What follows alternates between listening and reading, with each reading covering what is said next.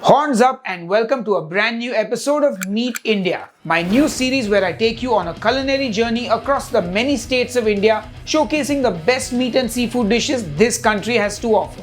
And after our little holiday in Goa, we're going to the state of Karnataka, to a village called Kundapur, which is 90 kilometers away from Mangalore. And the dish we're making is called Ghee Roast.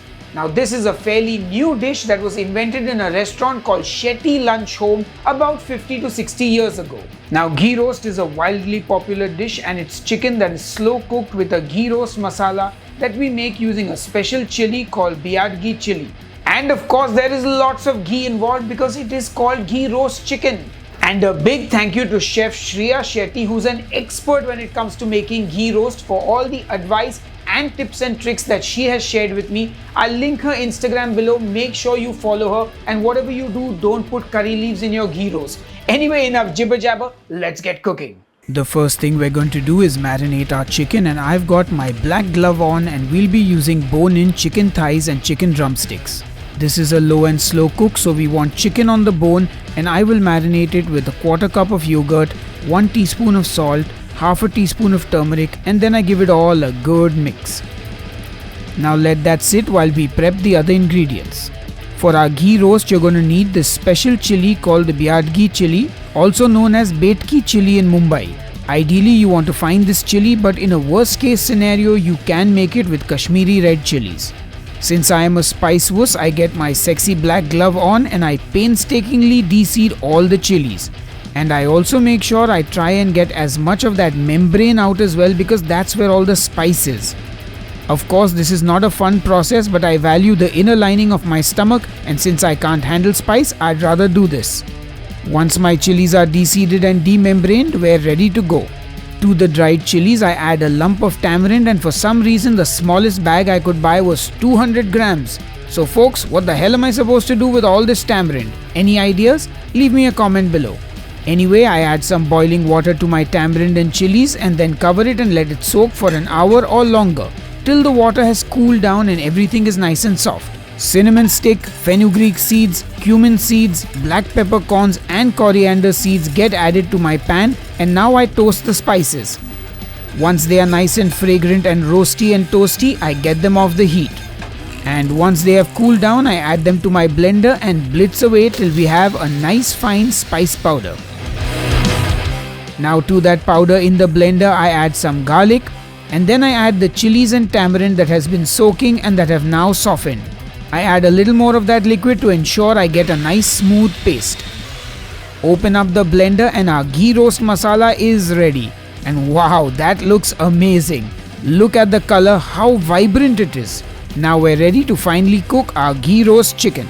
I get my pan on the stove on the lowest heat possible and add all that masala to the pan. And now you just gotta cook the spice paste for at least 10 to 15 minutes, if not longer, on the lowest heat. Just keep cooking it. You should reach a point where you will be able to spell your name out in the pan. I tried to spell mine out. Could you tell? Anyway, now in goes the ghee, and I am adding 4 tablespoons of it. I think most restaurants use a lot more than that and even pour more at the end. But I just can't bring myself to use that much ghee. And I used to be on keto.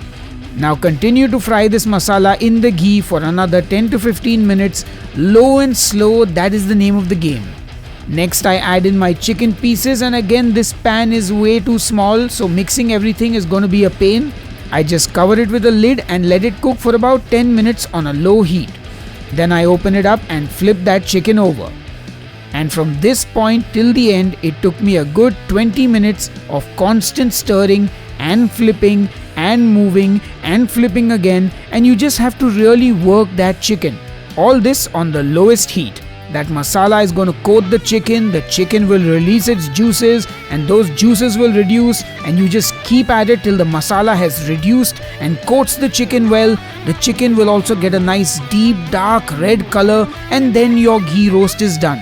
For most dishes, love is enough to make it taste good, but for ghee roast, time and constant stirring is also needed. After a long grueling cook, this ghee roast is finally ready. Honestly, this is really a labor of love. Ghee roast is ready to serve, but we need something to serve it with.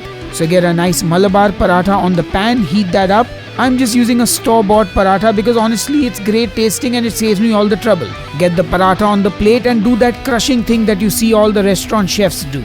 Then place your ghee roast chicken on there, get some masala on top, and now you can add more ghee here, but honestly I'm watching my calories so I didn't add more. And that's our ghee roast chicken done. Big thanks to Chef Shriya for her advice and suggestions. I grab a bite with that paratha and you can see the chicken is well cooked. Damn, that looks good. Anyway, time for the official taste test. Alright folks, it's time to taste the ghee roast that we made, and look who's back and joining me in the kitchen. It's my dad, Mickey Makija. Just love these outings. Look at this chicken, man. Are we going to taste? Yes, time to taste. Have you ever eaten ghee roast before? No, I'm not. I'm going to eat it now. Alright, so we'll do the biting of the chicken first.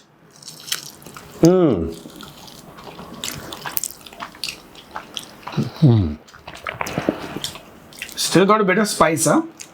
Despite me, I actually de-seeded all the chilies and took out as much of the membrane as I could to make sure it's less spicy. But this is an acceptable level of spice for me. I ain't a spice wuss. And if you are like my father and are not a spice wuss, you should definitely buy the t-shirt we made, Not a Spice Wuss. I'll link it below this video. Check it out. And of course, you got to eat it with the paratha. I'm going to add a little paratha to it. You know, stuff like this, you can't waste time talking. Just eat it. Which is true. Just eat it. Just eat it. Just eat it. And chicken with the bone, you have to use your hands. That can't is be true. posh. Yeah, this is like a bit of a sit-down meal, but Yeah, well.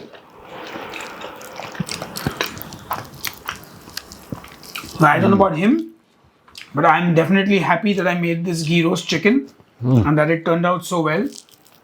And it's delicious. There's nothing I'm else to just say. happy that he called me to taste it because it is tasty. How Okay. can I say? Wow. Do you have anything to say, or should I just... Is this where we... No. I mean, I'm eating it. You can tell from the way I'm eating it that it's good. Okay, so I guess we know that he likes it. And you give it the horns up. Wonderful. So we're going to go and finish our lunch.